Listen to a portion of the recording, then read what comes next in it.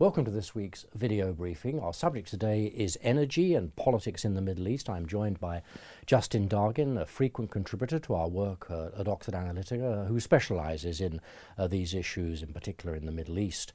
We're going to think, first of all, Justin, about the issue of Jordan and that country bringing to the fore the particular problem of energy subsidisation and the politically sensitive nature of that. Mm-hmm. That's absolutely correct, Graham. Well, thank you very much for having me. If we focus on Jordan, we can see that Jordan, over the past few weeks, has announced that it's going to reconfigure its energy pricing regime.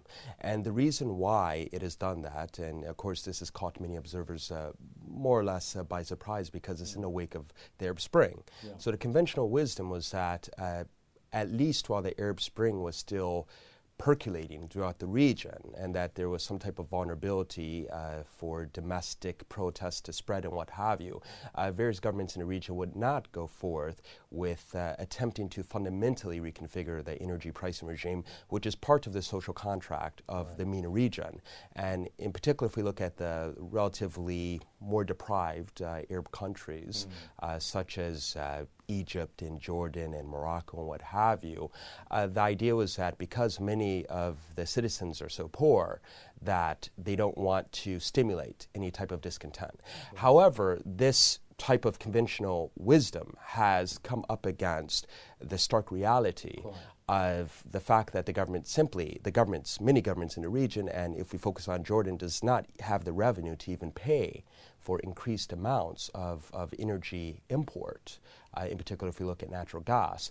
So in terms of Jordan, since the revolution in Egypt toppled the government of Hosni Mubarak, there have been persistent natural gas disruptions, so pipeline disruptions from the Sinai Peninsula due to attacks, about 15 or 16 or so since the collapse of the Mubarak government.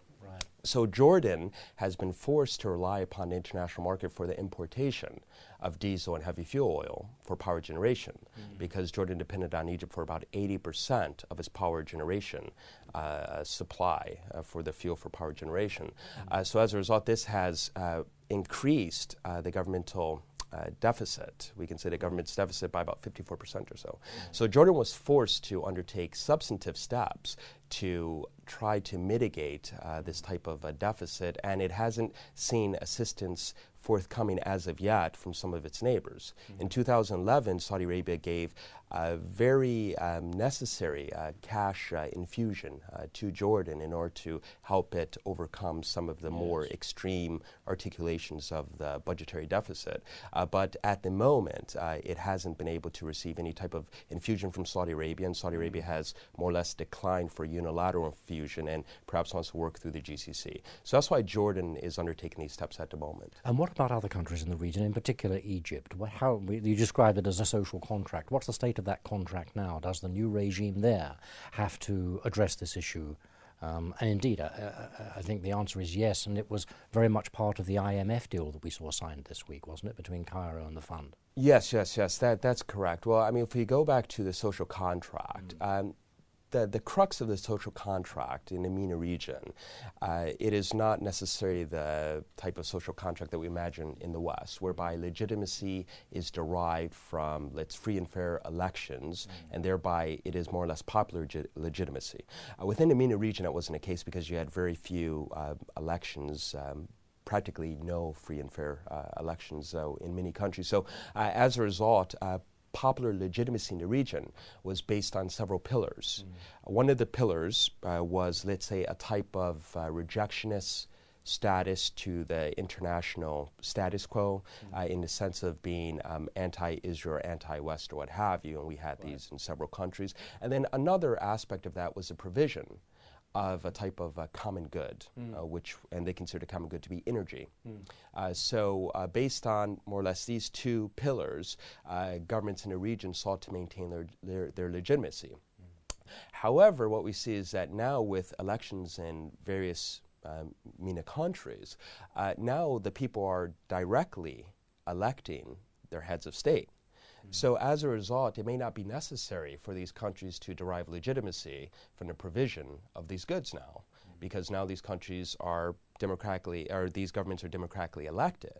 So be that as it is, now these governments can say, well, we have legitimacy from the people themselves, so we don't have to preserve legitimacy through the provision of energy at artificially low And moreover, prices. we don't have the cash to do so. Yes, and they don't have the cash to do so. So in the case of Egypt, there are several factors, Egypt being an oil-producing and natural gas-producing country.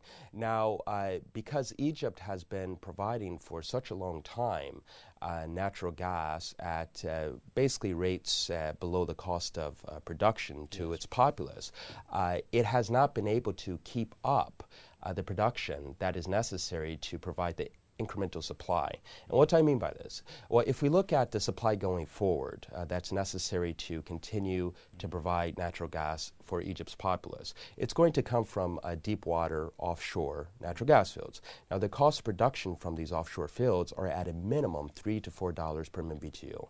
Now, the price that Egypt supplies its natural gas to its domestic populace is quite a bit lower than that. So Egypt, in order to stimulate investment and interest from international oil companies, because it doesn't have the technology and the expertise and management skills to be able to produce it itself, it needs to let's say, have some type of collaborative arrangement with IOCs, but IOCs will only be involved if there is an attractive price to be able to produce from these fields. So that's why Egypt has to reform its natural gas price, and that's why it's in the process of doing so. And a real challenge for the new regime in Cairo to get that right. We ought to spend just a moment, Justin, on the Gaza situation, which has been very much on our minds at Analytica and, of course, elsewhere in the world this week, with the ceasefire still fortunately taking place. How does that play into the energy dynamics of the region? Well, in terms of the Gaza conflict and the tension surrounding that, it deals much more with what is known as the fear premium, or more or less volatility in the international oil market. So seeing that Israel and the Gaza Strip, these are not major energy producing areas. So as a result, it did not affect the fundamentals of the international energy sector. However, the reason why we saw a bit of fluctuation during the week or so, or around 8 days or so, that this conflict was on everyone's mind, was that basically this conflict could spread. It could draw on regional players, at least this was the fear, and it also could potentially disrupt shipping through the Suez Canal. And perhaps it could potentially spread to oil-producing countries in the region. So that was more or less responsible, the driver behind the volatility that we've seen. Although we must consider this in light of the fact that the market right now is quite well supplied. The Gulf countries are producing quite significantly, producing oil.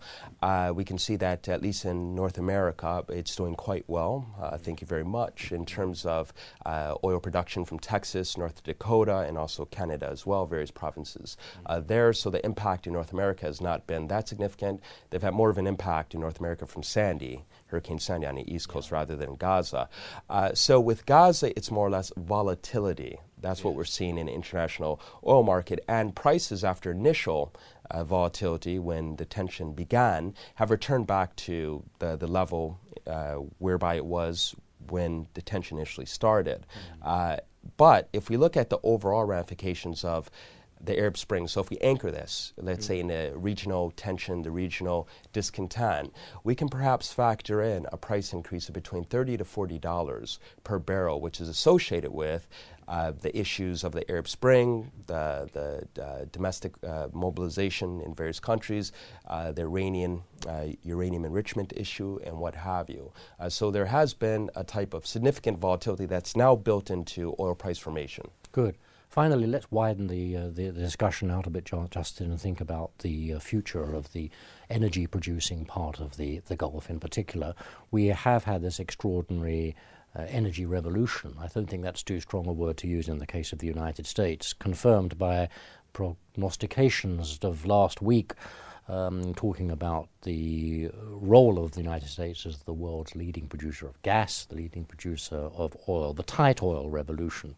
What's the implications of that in the longer term for the Gulf states from a pricing point of view, a market point of view, and I suppose also a geopolitical point of view? Well, I would say that we have to segment, I would say, at least two main issues. We look at the emergence, or the re-emergence perhaps, of North America as being a primary energy producing center in the world. One issue is obviously energy import. Now, as we know, the U.S. never really depended, or North America, and the U.S. in particular, never really depended upon, let's say, the oil-producing MENA countries or the GCC countries for the majority of its import. The reason why the region was important was simply due to the Cold War dynamics, in the sense of being able to secure export to strong its strategic allies. element. Strategic element to it, and also guaranteeing that there will be stability in international oil price formation. Although we can see that with natural gas, at least, Qatar in the early 2000s, when it invested significant amounts of capital to build up its LNG export capability, it did that based on the hope and the expectation, I would say, that the U.S. was going to be a major importing country. And then in 2006, everything changed. In 2006, the shale gas revolution really picked up. And as a result, Qatar shifted its focus to East Asia. Exactly. And as we know, also European demand went down as well. So what that did was it foretold the emergence of the United States as being not just an energy producing area, but also potentially a potential competitor as well to the Gulf countries, seeing that that there have been several LNG export tenders that have recently been approved by the U.S. authorities. And in addition to that, we can see that now the pricing differential between the natural gas, Henry Hub pricing in the United States, and the cost of incremental supply of natural gas, if we talk about non-associated, unconventional natural gas in the GCC, the minimum cost of production is going to be around $4 to $5 per MMBtu. Okay. So it's going to be significantly higher than in the U.S. So if we put this in the context of a long-term economic diversification of the GCC and its plans on job creation, its plans on let's say, refocusing itself from being a type of primary product exporting zone, only focused on exporting oil, unrefined oil, or unprocessed natural gas, or what have you, to trying to create products within the country in order to reduce its dependence on energy production and exporting value-added products. We can see that actually industries, energy-intensive industries, are relocating to the United States now to take advantage of the shale gas revolution. And in the context of supply shortages in the GCC, and the fact that unconventional gas has not been able to be produced at a rate which supplies, in most of the GCC countries, domestic demand, we can see that now many industries are seeing that the basic pillar of Gulf industrialization, access to low-cost energy for the energy-intensive industries, now that is not necessarily a foregone conclusion. So now there's a relocation to the United States. So I think in that regard, I think that is one of the most important implications of the energy revolution in the United States, rather than, let's say, the more immediate one of energy demand. Good. Justin, thanks very much for those insights.